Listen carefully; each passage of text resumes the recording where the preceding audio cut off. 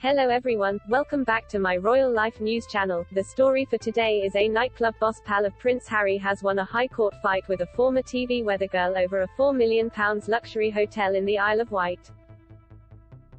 Howard Spooner, 52, who describes himself as a nightclub entrepreneur, racing driver and racehorse owner, has been locked in a legal battle with former Carlton TV weather presenter Sally Johnson over control of the 17th Century George Hotel in Yarmouth, after the pair went into business together in 2019.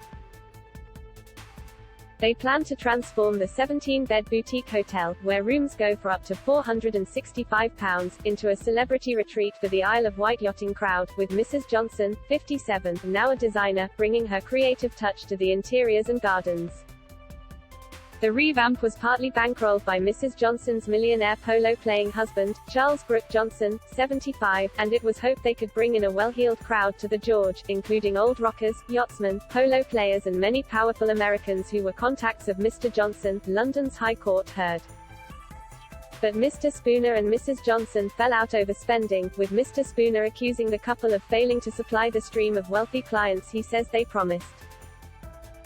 In July 2020, Mr. Spooner agreed to pay her £133,000 to give up her 50% stake in the hotel, but Mrs. Johnson later sued him, claiming that agreement had never been reached.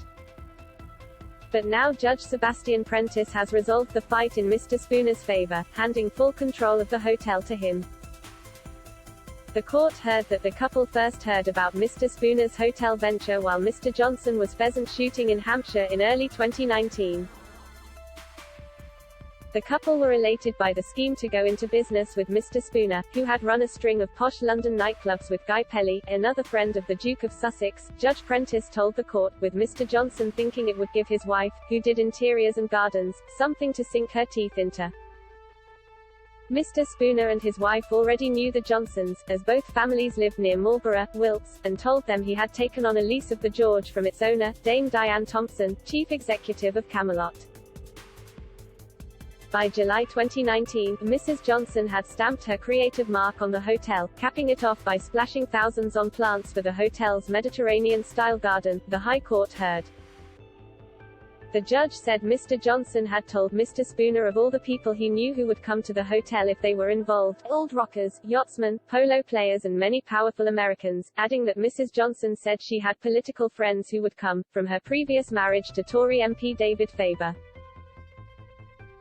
The prospect of high-profile and high-spending guests was attractive to Mr. Spooner, and it was doubtless the failure of any of them ever to materialize which was a factor in the swift breakdown of relations, he added. Mr. Spooner said he'd agreed to give Sally Johnson a 50% share in the George on the basis that she paid £65,000 up front and £85,000 investment into the hotel, but later claimed the investment portion was never properly accounted for. Tensions were cranked up by Sally Johnson's anxiety about the personal furniture she had installed in the hotel, which Mr. Spooner said she viewed like her babies. By the beginning of the next season relations had fallen apart, the judge commented. But Mr. Spooner said the Johnsons kept fobbing him off when it came to accounting for their £85,000 investment, claiming he quickly realized there was no transparency in items Sally was purchasing. And the Johnsons had their own grievance with Mr. Spooner over his failure to consult with them and his alleged personal use of the hotel without accounting for it. Tensions came to a head in September 2019 when Mr. Johnson asked Mr. Spooner to buy out his wife, triggering a long drawn-out phase of negotiation. Eventually Mr. Spooner and Mrs. Johnson struck a deal in July 2020 when he agreed to pay her £133,000 to give up her stake. Mrs. Johnson, however, insisted that the July meeting was simply part of the negotiation process about a possible buyout and that no conclusive deal was ever struck. But the judge backed Mr. Spooner's account, holding that Mrs. Johnson had agreed to sell her share to Mr. Spooner on July 2 as the financial impact of COVID-19 began to bite. She and her husband had later become reluctant to sell as the hotel's fortunes picked up again with the loosening of COVID rules. It came about because of the sighting of money on the horizon, the judge concluded. That is all for today news. Please make sure to leave your comment and subscribe the channel below for more news update. Thank you for watching.